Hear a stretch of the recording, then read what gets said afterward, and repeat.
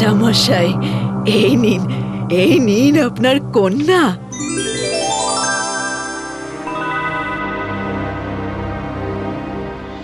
আমার কন্যা, রাজকন্যা।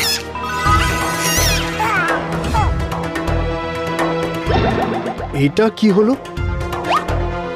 ও মা গো, কি কাণ্ড! এ মেয়ে যে হাসলে মুক্ত ঝরে, আশ্চর্য কাণ্ড! আমি যাই, রানীমাকে খবরটা দিই, আমি যাই।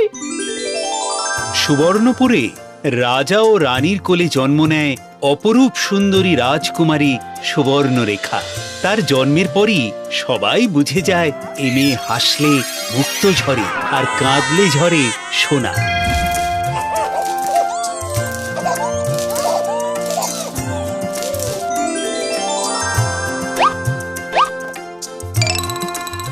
যা, তোরা ওই মুক্তো দিয়ে নিজেদের অলংকার তৈরি করে নি। এই কন্যা আমার দেবতার আশীর্বাদ। দেখো রানী, আমাদের এই কন্যা যেন কোনোদিন কোনো কষ্ট না পায়। ক্রমশ বড় হয় রাজকন্যা, শুরু হয় তার বিদ্যা চর্চা, অস্ত্র চর্চা, শাস্ত্র চর্চা।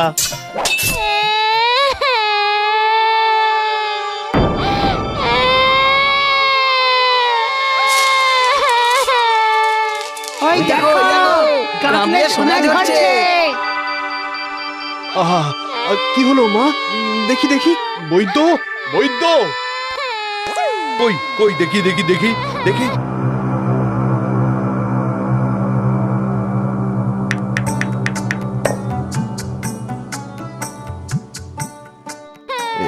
এই তো এই তো। আর লাগছে না তো মা? একটু জ্বালা করছে। মা, তোমার বিবাহের বয়স হয়েছে, তাই আমি আগামী শুক্লাপক্ষে তোমার স্বয়ম্বর সভা ডাকতে চাই। বেশ, তবে আমি তাকেই বিবাহ করব, যে আমার মতো নিখুঁত হবে। কি রূপে, কি গুণে! ঠিক ঠিক, নিখুঁত গুণসম্পন্ন পাত্রই হবে উপযুক্ত পাত্র।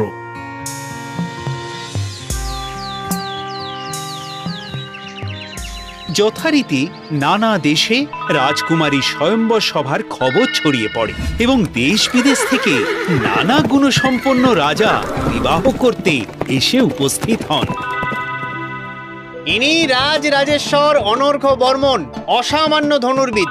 ইনি রাজকুমার চিন্তক, রূপে দেবতা, গুণে ইনি অমলতাসপুরের রাজকুমার অমলাক্ষ। শুধু রূপে নয়, যে কোনো অস্ত্র চালনায় পারদর্শী।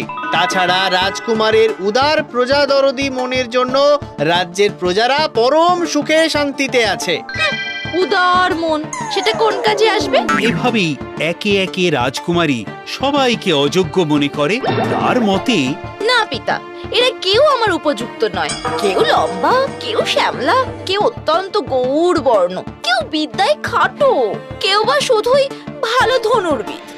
বেশ বেশ, আমি তোমার জন্য নিখুঁত আর তোমার পছন্দ মতোই পাত্র খুঁজে আনবো। সারা রাজ্যে আবার ঢেড়া পড়ে। শুনুন শুনুন শুনুন, আমাদের রাজকুমারীর জন্য আবার স্বয়ম্বর সভার আয়োজন করা হয়েছে।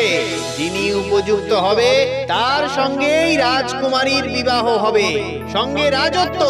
শুনুন শুনুন শুনুন। সত্যি আমাদের রাজকন্যার যেমন রূপ তেমন গুণ। শুধু তাই, রাজকুমারী হাসলে মুক্ত আর কাঁদলে সোনা ঝরে। হ্যাঁ, এমন নিখুঁত রাজকুমারীকে বিয়ে করতে পারে এমন পাত্র পাওয়া মুশকিল।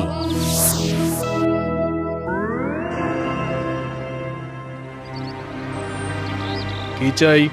আগে আমি রাজকুমারীর উপযুক্ত পাত্র। আমি রাজকুমারীকে বিয়ে করতে চাই। কি বলে? এ হবে রাজকুমারীর বর? এ নাকি রাজকুমারীর উপযুক্ত পাত্র? তুমি কি নিজেকে নিখুঁত মনে করছো? না মহারাজ, আমি শুধু বলেছি আমি রাজকুমারীর উপযুক্ত পাত্র। আরে আরে, তুমি তো রাজকন্যার দাস হওয়ার উপযুক্ত নও। আমার কন্যা রূপে গুণে নিখুঁত, বুঝলে? না মহারাজ, এই পৃথিবীতে কেউই নিখুঁত নয়। খবরদার, মুখ সামলে কথা বলো। আর আমার সামনে দাঁড়িয়ে এসব কথা বলতে তোমার ভয় করছে না? কেন মহারাজ, আপনি তো ঘোষণায় বলেছেন যে যে কেউ নির্ভয়ে আসতে পারে। হ্যাঁ, বেশ বেশ, বলো।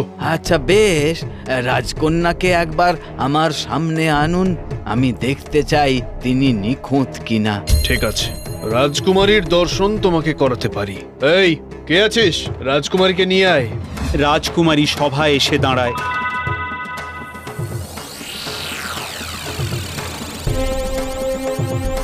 তাকে দেখেই ভিখারি বলে ওঠে, আমি জানতাম এই পৃথিবীতে কেউ নিখুঁত নয় মহারাজ। ওই দেখুন মহারাজ, রাজকন্যার ডান কানটা বাঁ কানের থেকে ছোট। ভিখারির কথা শুনে রাজকন্যা প্রচন্ড রেগে যায়। এসব কি বলছো তুমি? দেখুন মহারাজ, আমি যা দেখছি সেটাই বলছি। আমার কথা সত্যি কিনা মেপেই দেখুন। নাপিত, নাপিত, রাজকন্যার দুটো কান মাপা হোক। নাপিত ফিতে দিয়ে রাজকন্যার কান মেপে দেখে ও দেখে সত্যি রাজকন্যার ডান কানটা বাঁ কানের থেকে ছোট। এটা শোনার পরই রাজকন্যা প্রচন্ড রেগে যায়, আর রেগে যেতেই রাজকন্যার গা থেকে আগুন বেরোতে শুরু করে।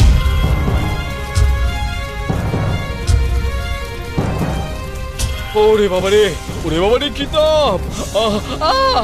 পুড়ে যাচ্ছি তো, জ্বলছে যাচ্ছে শরীর। এই এই, কে আছিস?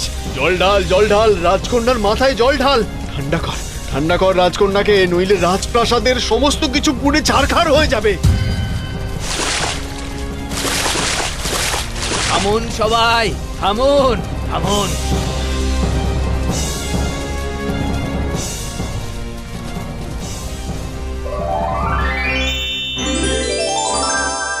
কি সর্বনাশ! রাজকন্যার এমন রূপ তো কখনো দেখিনি। মহারাজ, আপনি রাজকন্যাকে সুখে রেখেছেন, তার হাসি কান্না আনন্দ দেখেছেন, রাগ তো দেখেননি। তাহলে দেখলেন তো খুঁত কোথায়? তা হোক, কিন্তু তোমার তো একটি পা নষ্ট, চোখে ভালো দেখতে পাও না। না মহারাজ, আপনি আমার বাহ্যিক রূপ দেখেছেন। মহারাজ, আমাকে বিবাহ করতে চেয়েছিল এক অপরূপ সুন্দরী নারী, কিন্তু আমি রাজকন্যাকে বিবাহ করতে এসেছি দয়া করে। কে সে? এই দেখুন তার ছবি, যেমন রূপবতী তেমনি গুণবতী। কই দেখি। বাহ, এ তো সত্যিই অপরূপা। কই কই, দেখি দেখি দেখি, কে এমন আছে যে আমার থেকে সুন্দরী? ছবি দেখার সাথে সাথে হিংসায় রাজকন্যার সারা শরীর থেকে কালো ধোঁয়া বেরোতে থাকে, মুখ বিকট হয়ে যায় যেন এক কুৎসিত ডাইনি।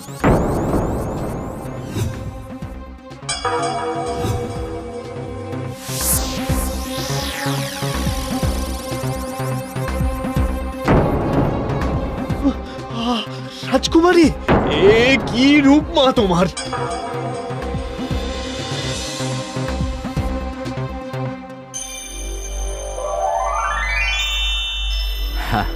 আসলে রাজামশাই, আপনি হিংসার রূপ আগে কখনো দেখেননি। হিংসায় এই রূপবতী রাজকন্যাই দানবী হয়ে যায়। আয়, কি দেখতাম আর কি দেখলাম! আমায় ক্ষমা করো, আমায় ক্ষমা করো, আমি আর কোনো রূপ দেখতে চাই না, কোনো রূপ দেখতে চাই না। আমি যে এরকম আমি তো নিজেই জানতাম না। বাইরের সৌন্দর্যে আমি দিনে দিনে অহংকারী হয়ে উঠেছিলাম, কিন্তু ভেতরে যে আমি এরকম আমি তো বুঝতেই পারিনি। হে অজানা পুরুষ, আমি আপনাকে চিনি না, তবু আমার আসল রূপ প্রকাশ্যে আনার জন্য আমি আপনাকে ধন্যবাদ জানাচ্ছি।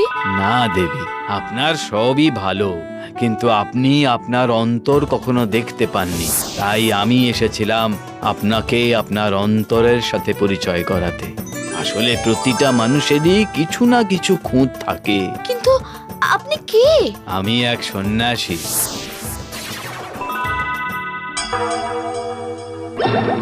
আমি এসেছিলাম রাজকন্যার অহংকার ভাঙাতে। মনের দিক থেকেও সুন্দর হও, এই আশীর্বাদ করি। প্রণাম সাধু বাবা, আমার কন্যার উপযুক্ত পাত্রের সন্ধান দিন বাবা। অমলতাসপুরের রাজকুমার অমলাক্ষর সঙ্গে রাজকুমারীর বিবাহ দিন মহারাজ।